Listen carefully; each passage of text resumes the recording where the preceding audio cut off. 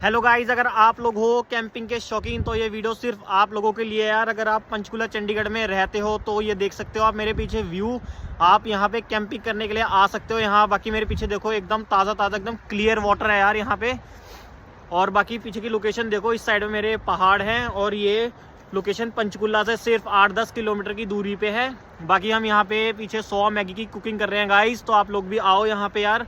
काफ़ी अच्छी जगह है, मौसम एकदम बढ़िया है।